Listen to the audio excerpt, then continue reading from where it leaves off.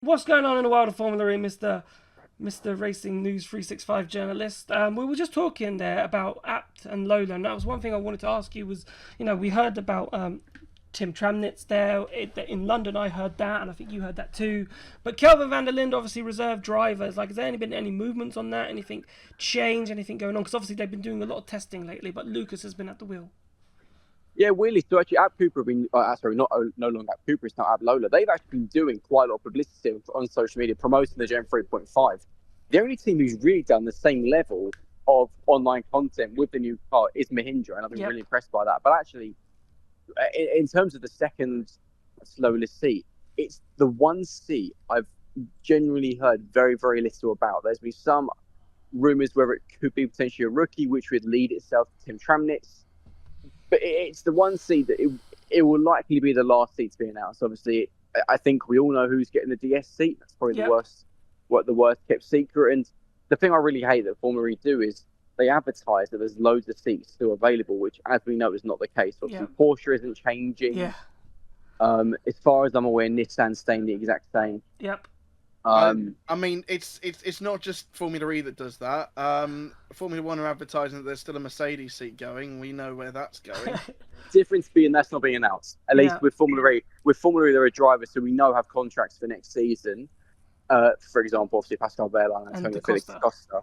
Exactly. So it's one of those. But no, the app is interesting, and I've been trying to do some digging, but as things stand, I'm not sure. I think that will probably be the last seat to go. But there's a lot of racing coming up around the world, so who knows? Things move quickly. Who knows? The other thing I want to talk to you about was ERT, because another interesting one. Because again, we're expecting Dan and Sergio to continue, because I think they're, in terms of a driver pairing, I think they're a good driver pairing, but Dan saying on Twitch that he hasn't got a contract sort of sorted for next season. Like, what are your views on that? Like, what are you hearing through the grapevine? Well, it's interesting because in London, the news, the rumours very much were that they were sticking with Sergio and Dan. Yeah. There was some question marks over potentially, obviously, with Jehan Derouvre not having a seat, whether he could, for example, use some of his money to get a seat. But coming out of London, the expectation was they're going to retain Dan and Sergio. It's worth remembering as well that they left it quite late last season as well. They were one of the last teams to confirm what they were doing for season 10. So I would expect that they're going to be keeping with Sergio and Dan. I'll be very surprised if they didn't, because in all fairness, neither driver really got to show what they could do last season, because ERT had a bit of a shock, of being completely fair. But again, it's another one. There's not been a lot of news really coming out of it, and they're probably one who will announce it later rather than sooner, because it's worth remembering that we're only, at the end of August. We've still got 2 whole months until Valencia in pre-season testing. So there's still a lot of time to go. Don't tell us that. We're trying to fill the time. We're trying to fill the time. I'm trying to write content every single day. Anything that feels. No, I know the challenge. The struggles is real. The Taylor Barnard. The Taylor Barnard story was pretty good. Oh, he's brilliant. What do you make of that? Like, I know we kind of knew. Like, I don't know if you were still shocked about Hughes leaving. I don't know if you know anything more information. Was he pushed out? Did he decide to leave by himself? And on Taylor joining, like, do you think the expectations are high from him because he has performed significantly well? It's a really interesting one. So from what I heard, obviously, it was speculated that Taylor had a deal in place that could be activated for season 11, and it seems like that's happened. Jake, obviously, has had a few options on the table. It wasn't just Maserati who were interested. And in all fairness, I quite like him, Maserati. I think that's a good challenge for him. I think him and Stoffel is a really interesting pairing. And the thing that's worth remembering is, I know it's only Gen 3 EVA, but it's effectively, it's not far off an entire new generation of car. There's no, whilst we can pretty much guarantee that Porsches and Jaguars will still be really competitive, the likes of the Nissans, the Mahindras, the Stellantis powered cars, they could end up being very, very strong packages. I kind of think Jake's got nothing to lose. It's for him, he's kind of reaching age-wise his kind of peak career in terms of age. We normally see drivers hitting their peak, at least in single seats, around the late 20s, early 30s. And actually, for a lot of the Formula E paddock, that's where they are. And for Jake and Maserati, such a big manufacturer, I think works brilliant for him. And actually, at the same time, it's kind of a win-win. Jake gets a massive seat at Maserati. gets the chance to work in Monaco, probably live there, I'd imagine. Who knows what he's going to be doing. And for Taylor, I mean, what an opportunity. He proved in Monaco and Berlin, Monaco in particular, in the last-minute call-up after Sam's crash, just how good he is. And in all fairness to him as well, realistically, in the single-seater ladder, will he ever get an F1 seat? Unlikely. At McLaren, definitely not, given that they've got Lando and Oscar both on long-term contracts, and the fact that Lando and Oscar are both so young. So for Taylor, he's 20 years old now, in a pretty uncompetitive F2 package. And all of a sudden, because he's done so well in Berlin and Monaco, and in his development and reserve role for Neil McLaren, he's now got himself at 20 years old somehow, this full-time seat. And the thing that's worth remembering most importantly is actually it's a paid role. It's not. Yeah. This is his big chance. It's very much in single-seater racing, at least under the FIA scale of things. In terms of drivers earning money, it is F1 and FE. That is it.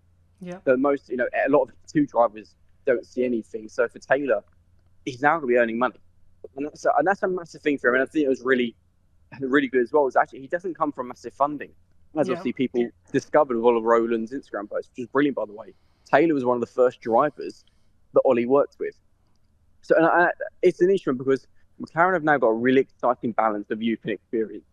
There is no better driver than Sam to kind of not nurture Taylor, but to help him build into the championship. Because I think doing a couple of races is very, very different to doing an entire season.